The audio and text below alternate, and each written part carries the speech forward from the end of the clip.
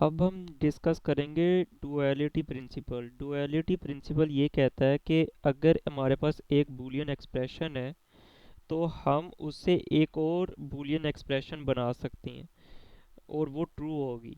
हमने बस करना ये है कि और को एंड से बदल देना है, एंड को और से बदल देना है, वन को ज़ीरो से, ज़ीरो को वन से, और हमारे पास उसका डुअल आ जाएगा।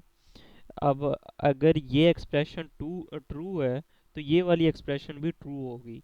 अगर ये एक्सप्रेशन ट्रू है तो ये वाली एक्सप्रेशन भी ट्रू होगी। हमने बस किया ये है कि वन को ज़ीरो कर दिया, और को एंड कर दिया।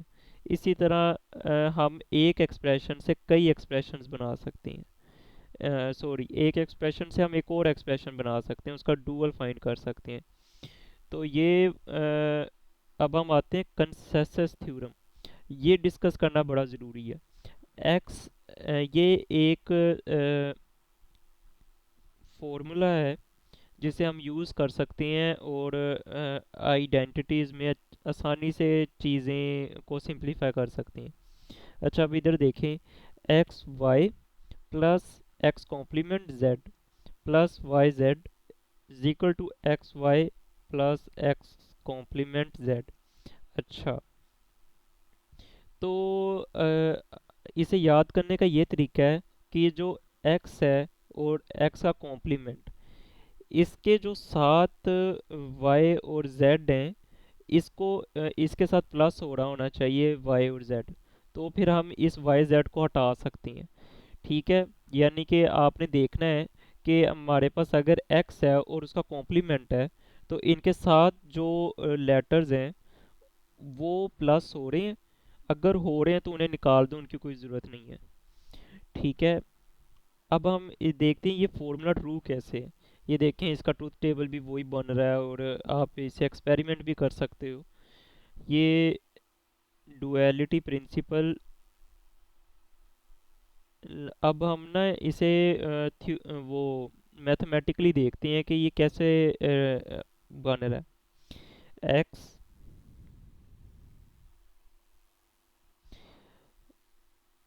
X Y plus X Y Z plus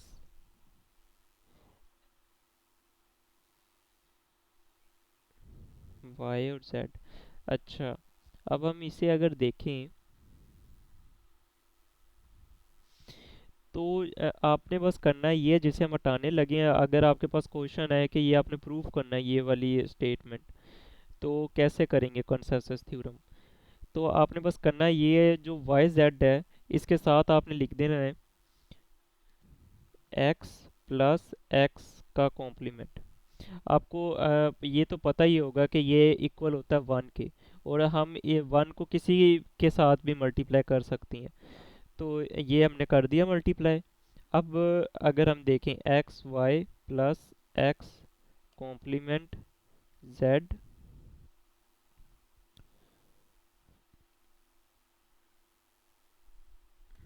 plus X Y Z plus X complement Y Z.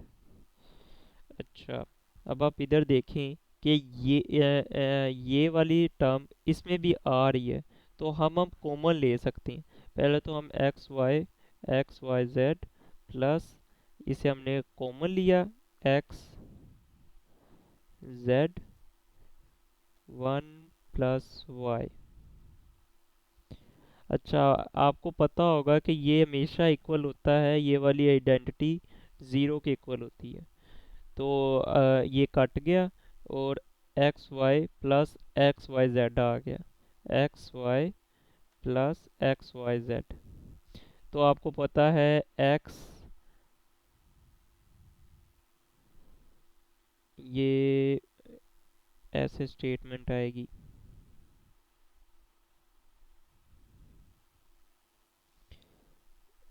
ठीक है, तो सॉरी सॉरी सॉरी, ये इक्वल होता है वन के इक्वल होता है। तो ये स्टेटमेंट नहीं आएगी, ये स्टेटमेंट आएगी।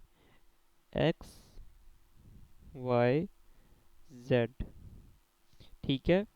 अब हम देखें अगर एक्स वाई, इसे हम कॉमन ले लें, 1 + जेड एक्स जेड। ठीक है। और ये भी इक्वल होता है 1 के।